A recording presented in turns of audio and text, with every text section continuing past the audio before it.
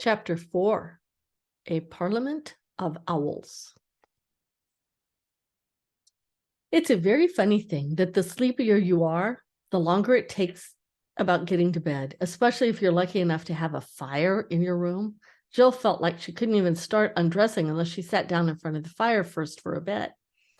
And once she had sat down, she didn't want to get up again, and she'd already said to herself about 5 times, "I must go to bed," when she was startled by a tap on the window. She got up, pulled the curtain, and at first saw nothing but darkness. Then she jumped and started backwards, for something very large had dashed itself against the window, giving a sharp tap on the glass as it did so. A very unpleasant idea came to her head. Suppose they have giant moths in this country. Ugh! But then the thing came back, and this time she was almost as sure she saw a beak, and that the beak had made a tapping noise. It was some huge bird. And thought Jill, could it be an eagle? She didn't very much want a visit from an eagle, but she opened the window and looked out. Instantly, with a great whirring noise, the creature alighted on the windowsill and stood there, filling up the whole window, so that Jill had to step back to make room for it. It was the owl. "Hush, hush, to-woo, said the owl. "Don't make a noise. Now, are you two really in earnest about what you've got to do?" "About the lost prince, you mean?" said Jill. "Yes, we've got to be," for now she remembered the lion's voice and face, which she had nearly forgotten during the feasting and storytelling in the hall. "Good," said the owl. "Then there's no time to waste. You must get away from here at once. I'll go and waken up the other human. Then I'll come back for you. You'd better change those court clothes and put on something you can travel in. I'll be back in 2 twos. Toot-toot, to-hoo." And without waiting for an answer, he was gone. If Jill had been more used to adventures, she might have doubted the owl's word, but this never occurred to her. And in the exciting idea of a midnight escape, she forgot her sleepiness. She changed back into sweater and shorts, but there was a guide's knife in the belt of her shorts, which might come in useful, and added a few of the things that had been left in the room for her by the girl with the willowy hair. She chose a short cloak that came down to her knees and had a hood, just the thing if it rained, she thought, and a few handkerchiefs and a comb, and she sat down and waited. She was getting sleepy again when the owl returned. "Now we're ready," it said. "You'd better lead the way," said Jill. "I don't know all these passages yet." "To-hoo," said the owl. "We're not going through the castle. That would never do. You must ride on me. We shall fly." "Oh," said Jill, and stood with her mouth open, not much liking the idea. "Should I be a little too heavy for you?" "To-hoo, ta-hoo, don't be a fool. I've actually carried the other one now, but we'll put out that lamp first." As soon as the lamp was out, the bit of night which you saw through the window looked less dark and no longer black, but gray. There she is, flying on the owl. The owl stood on the windowsill with his back to the room and raised his wings. Jill had to climb onto his short, fat body and get her knees under his wings and grip tight. The feathers felt beautifully warm and soft, but there was nothing to hold on by. "I wonder how Scrub liked his ride," thought Jill. And just as she was thinking this, with a horrid plunge, they had left the window, and the wings were making a fluttering in a flurry about her ears, and the night air, rather cool and damp, was flying on her face. It was much lighter than she expected, though the sky was overcast. One patch of watery silver showed where the moon was hiding above the clouds. The fields beneath her looked angry, and the trees looked gray, and the trees black. There was a certain amount of wind, a hushing, ruffling sort of wind, which meant that rain was coming soon. The owl wheeled around so that the castle was now ahead of them. Very few of the windows showed lights. They flew right over it, northward, crossing the river. The air grew colder, and Jill thought she would see the white reflection of the owl in the water beneath her, but soon they were on the north bank of the river, floating away above the wooded country. The owl snapped at something which Jill couldn't see. "Oh, don't, please," said Jill. "Don't jerk like that. You nearly threw me off." "I beg your pardon," said the owl. "I was just nabbing a bat. There's nothing so sustaining in a small way as a nice plump little bat. Shall I catch you one?" "No, thanks," said Jill with a shudder. He was flying a little lower now, and a large black-looking object was looming up toward them. Jill had just time to see that it was a tower, a partly ruinous tower with a lot of ivy on it. She thought, she found herself ducking in to avoid the archway of a window as the owl squeezed with her through the ivied, cobwebby opening out of the fresh gray night into a dark place inside the top of the tower. It was rather fusty inside, and a moment she knew that if in a moment she slipped off the owl's back, she knew, as one usually does somehow, that it was quite crowded. And when voices began saying out of the darkness from every distance, "To-hoo, to-hoo," she knew it was crowded with owls. She was rather relieved when a very different voice said, "Is that you, Pole? Is that you, Scrubs?" said Jill. "Now," said Glumfeather, "I think we'll all hear. Let's hold a parliament of owls." "To-hoo, to-hoo, true for you. That's the right thing to do," said several voices. Can you see the tower where they are?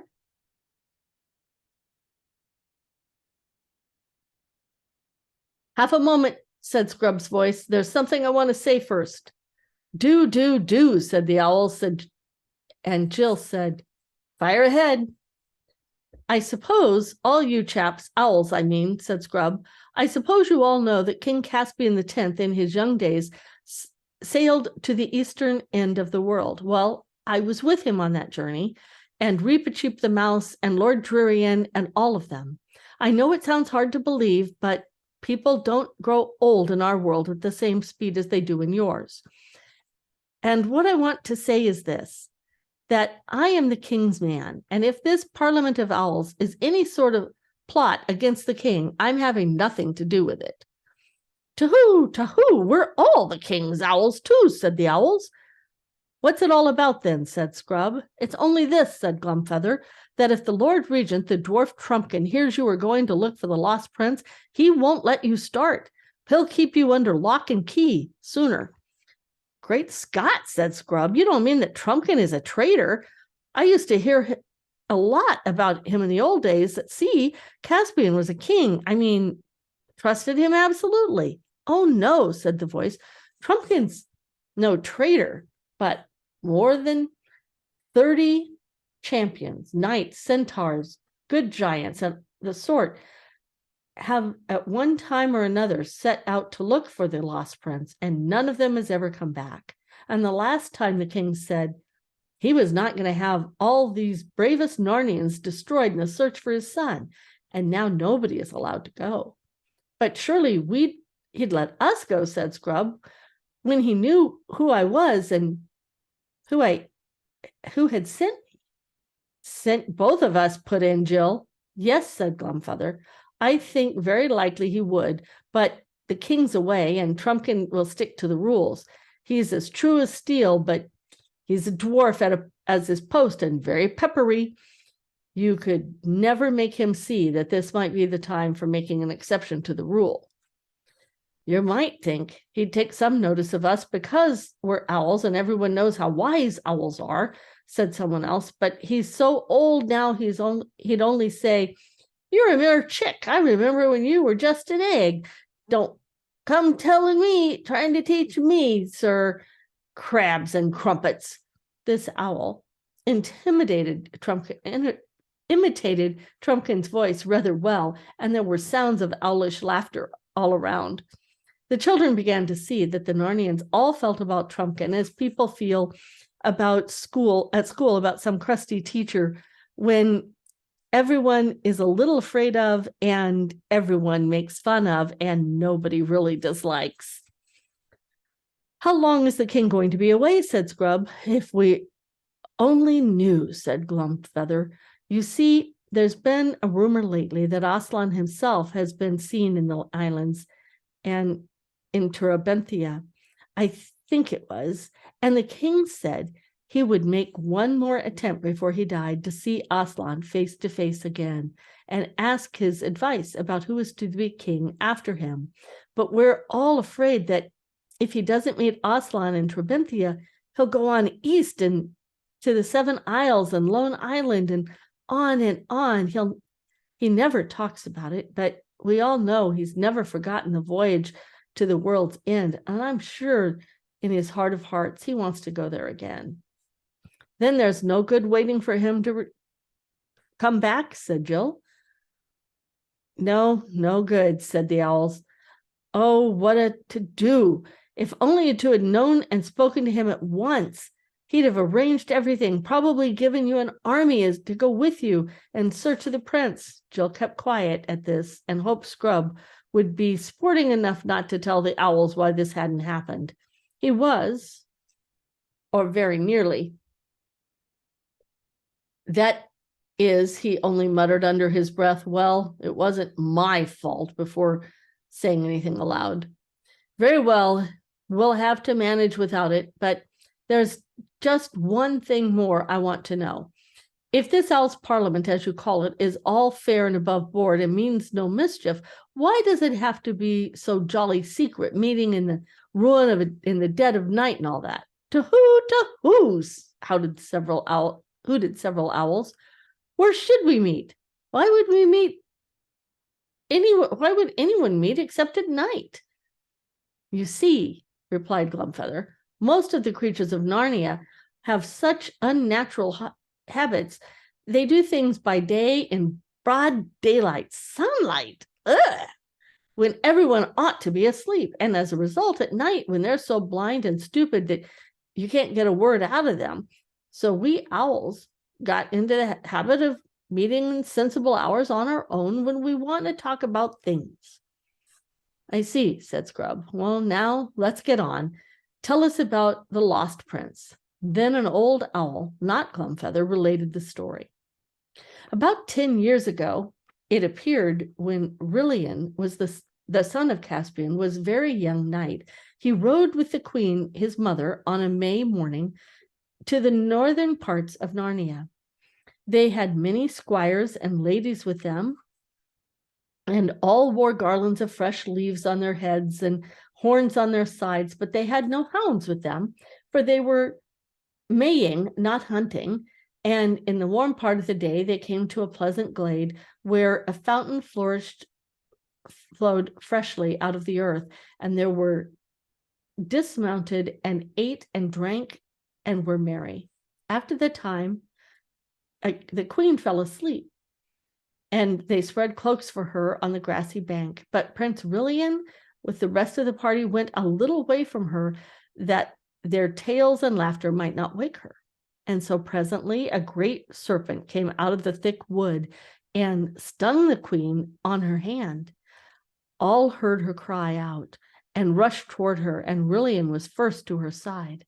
He saw the worm gliding away from her and made after it with his sword drawn. It was a great, shining, and green, poisonous, green as poison, so that he could not see it well, but it glided away into the thick brushes, and he could not come at it. So he returned to his mother and found them all busy about her, but they were busy in vain, for at first glance at her face, Rilian knew that no physic in the world would do her good. As long as her life was in her, she seemed to be trying hard to tell him something, but she could not speak clearly, and whatever her message was, she died without delivering it. It was then hardly 10 minutes since they heard her first cry. Pictures? Yeah, maybe. There we go. All right, there we go.